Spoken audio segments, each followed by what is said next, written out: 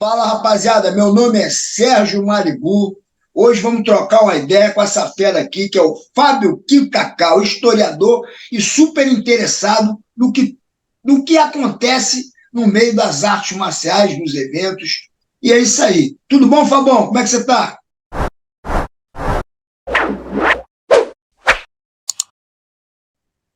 Mestre Sérgio Malibu, que legal estar mais uma vez aqui no seu canal, né? E falando sempre sobre esses temas atuais que envolvem esse universo da luta que a gente tanto ama, né? E eu queria começar logo de cara, mestre, perguntando para você, o que você acha dessa nova safra aí de lutadores, tanto de que vem se destacando no MMA, no jiu-jitsu com pano, nas competições de grappling, né, sem pano. O que você acha dessa nova safra aí que está realmente despontando e fazendo a diferença aí? Então, na verdade, nada mais, nenhum lutador me surpreende, né? Eu vivi entre os leões que inventaram, que pavimentaram isso tudo, né? Os grandes desafios, né? Que eram pessoas que procuravam lutar com outros lutadores maiores do que ele. Então, a surpresa para mim era eu ver uma pessoa de um tamanho ou de um peso menor enfrentar um cara de um peso maior, a coragem desses lutadores. Posso dar alguns exemplos aqui, não só o Rickson, como o Royce, como o Leozinho Vieira, quando lutou com o Mark Kerr, o próprio Fábio Gugel, quando lutou também com o Mark Kerr, o Murilo Bustamante também fez uma luta, um gigante lá, também o Minotauro contra o Bob Sapp. Quer dizer, esse tipo de luta me surpreendia. Hoje, todo mundo evoluiu e todos os lutadores evoluíram muito também, e eles lutam praticamente num nível muito semelhante e na mesma categoria de peso. Então, se você perguntar para mim, o esporte evoluiu? Com certeza evoluiu. Hoje tem muito mais gente preparada. Mas não me surpreende ver um grande lutador, como eu vi aí. Eu sigo alguns, eu admiro vários lutadores da atualidade, admiro. Um que faleceu, que eu adorava, até hoje eu vejo as lutas, é o Leandro Lô, né, cara? Hoje a gente vê muita gente fazendo trash talk, mas esse trash talk também é uma coisa nova por causa das redes sociais, né? Antigamente, o lutador desafiava, ele vendia a luta desafiando. Hoje não, ele denigre, briga, bate de frente. Então as redes sociais também é uma evolução, é uma maneira de promover a luta diferente do que era antigamente. Antigamente os caras conversavam sobre a luta dentro da própria academia, existia um desafio, e esse desafio muitas vezes se concretizava. Hoje não.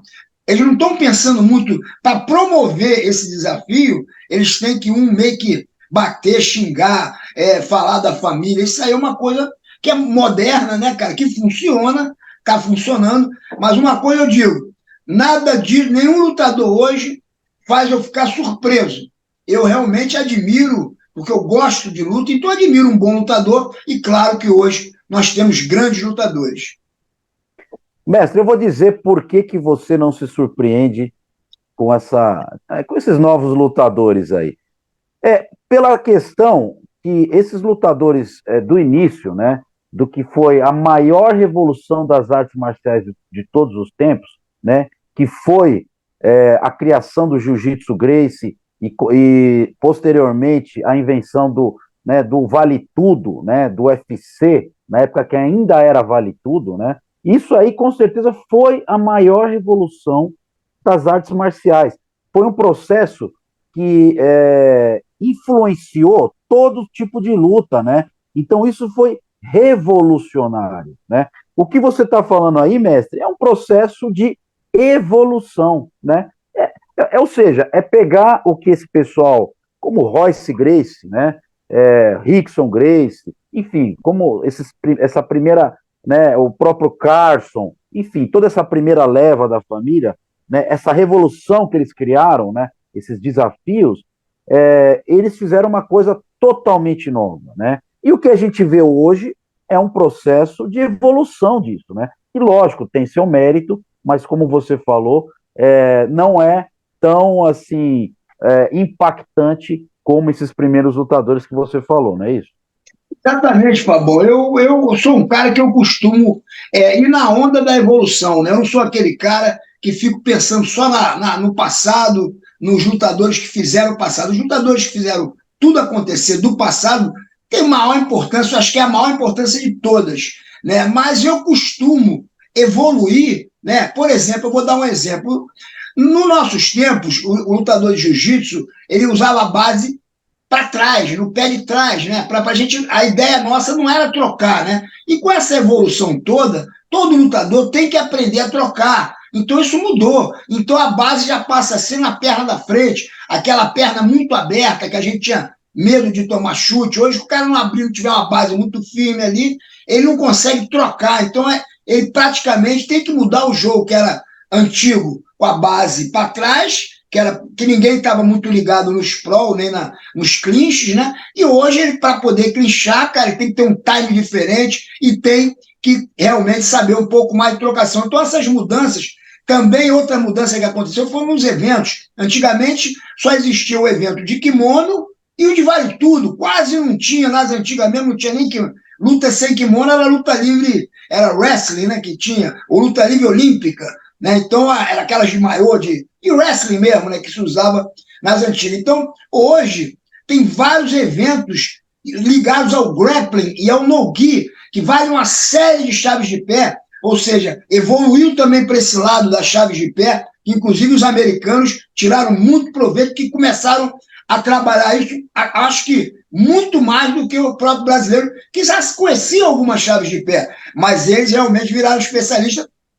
Foi quando veio a polêmica do American Jiu-Jitsu. O American Jiu-Jitsu que se especializou num departamento, e se você for ver bem, nós estamos falando de base também, cabeça para trás, cabeça para frente, a base dessas lutas de grappling, elas não têm muito a ver com a parte do MMA e do Vale Tudo, porque é mãozinha segurando mãozinha, mãozinha segurando o pescoço e a cabeça para frente. Aquela cabeça para frente, daquele jeito, segurando mão, você se expõe para, numa luta real, até de MMA, não é aquele tipo de base que vai te ajudar. Então, são vários eventos que foram criados, né, que a gente está falando de evolução, vários lutadores se especializaram.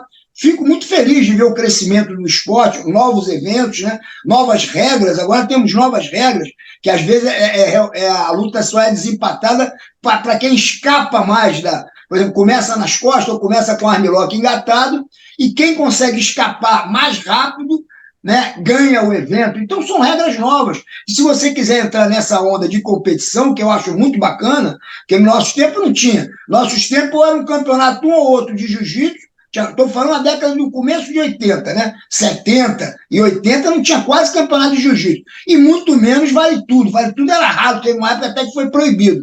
Começou a voltar, se eu não me engano, em 84, né?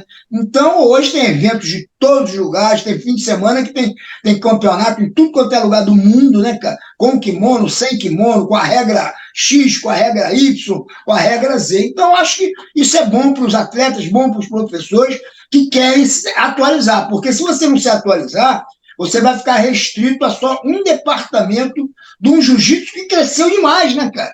Hoje tem sem kimono, tem com kimono, tem evento em Abu Dhabi que é com uma regra, o evento lá daquele pessoal americano lá é outra regra, né?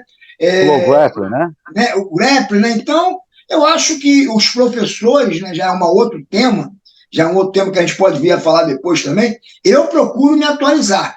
Eu não fico só na minha defesa pessoal, porque às vezes eu estou convidado para um lugar para me ensinar, e o cara lá nunca vai usar mais defesa pessoal, porque até as situações mudaram muito, né? Mudaram na rua, mudaram com as leis, né, cara? Com as câmeras, né, cara? Muito mimimi, muita mentira, muito advogado usando uma tese aqui, outra ali, para depreciar o lutador, que nem sempre é ele que procura a briga, né? Então, essa parte de briga de rua, defesa de facada, defesa de paulada, isso é tudo muito importante você saber, mas se não for muito bem explicado, você está condenando o seu aluno a uma morte, por exemplo. Eu já vi lutadores dando baiana num cara armado e acabar que o cara não queria nem atirar, mas quando tomou a baiana, acabou, na surpresa do golpe, o cara com o revólver na mão acabou dando tiro. Então, as coisas mudaram, mas não me surpreende. Eu admiro muita gente, admiro a evolução, curto, tento aprender, me sinto até hoje um faixa branca, porque as coisas vão mudando, e toda vez que você tem que se adaptar, você tem que se voltar, né? Voltar para. Você é um iniciante naquele tipo de regra, naquele tipo de combate, naquele tipo de evento. Então, isso é legal, eu gosto de ser faixa branca, né? Agora, surpresa mesmo quando eu vi os pequenininhos ganhando dos grandão, isso pode ter certeza. É isso aí, mestre. Acho que ninguém, como você falou, vai surpreender mais do que essa revolução, né, que o Brasil é protagonista, a família Gracie é protagonista, e foi a criação do jiu-jitsu e do Vale Tudo. É isso aí.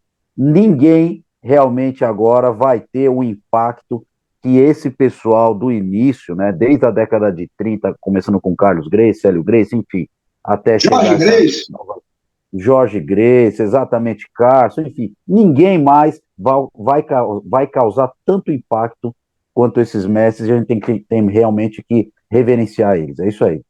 falou e está falado, Fábio Quintacal. Muito obrigado a você, Fábio Quintacal. Até a próxima, mestre. Um grande abraço. Também não posso deixar de agradecer aqui ao Brasil Combate, né? E espero que vocês se inscrevam no canal, dê o like e tamo junto. Faça os comentários também, quero saber o que vocês acham a respeito dessa conversa. Até a próxima, Fabão. Os. Os.